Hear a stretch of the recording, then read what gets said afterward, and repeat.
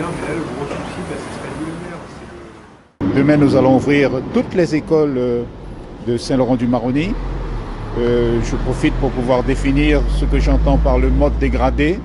Ça ne veut pas dire que les écoles vont ouvrir les unes après les autres, mais simplement toutes les écoles vont ouvrir, mais les prestations que nous avons l'habitude de donner ne seront pas du tout les mêmes, c'est-à-dire que nous aurons un accompagnement qui sera de qualité moindre. Tout simplement parce qu'après avoir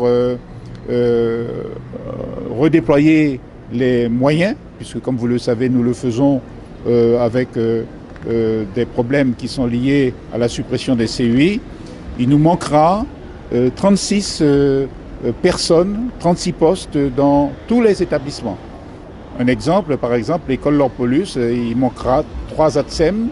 Et pourquoi nous le faisons? Tout simplement pour pouvoir privilégier deux éléments qui nous paraissent essentiels. C'est la sécurité.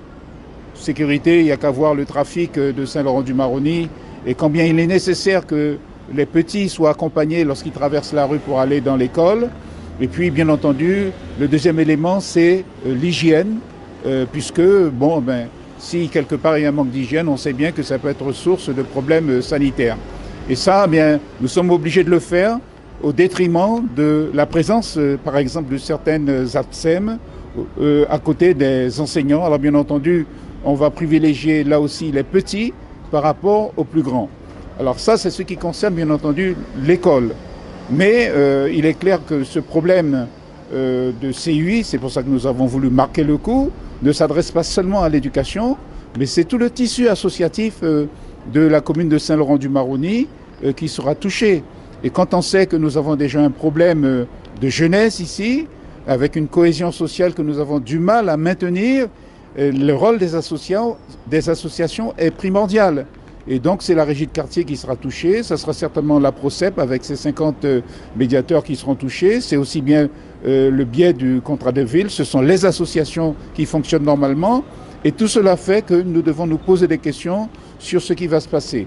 Alors le mode dégradé de la commune de Saint-Laurent-du-Maroni, pour l'instant, il est ce qu'il est aujourd'hui, avec l'ouverture, avec 36 agents en moins, mais si ça se poursuit, comme je pense le comprendre, puisque nous avons reçu, je le rappelle, une information tardive. En plus, jusqu'à présent, en tant que maire de Saint-Laurent-du-Maroni, je n'ai jamais reçu un courrier officiel de l'État me disant que nous aurons la suppression ou bien des changements au niveau des CUI. Donc, une annonce tardive par le biais des médias, tout cela nous fait penser que certainement les choses vont s'aggraver. Alors moi, si j'ai quelque chose à dire, et pour terminer, c'est que quand même, je ne suis pas contre les réformes. Nous l'avons démontré ici même à Saint-Laurent-du-Maroni avec l'organisation des services municipaux, mais les réformes ne se font pas n'importe comment sans avoir mesuré d'une façon globale tous les effets que cela peut provoquer. Et donc, de ce côté, je suis très sceptique. Quand on veut du changement, il faut bien entendu penser à la conduite du changement. Et c'est un peu dommage parce qu'on aurait pu peut-être s'organiser avant si les informations nous étaient parvenues, ne serait-ce qu'avant la période estivale.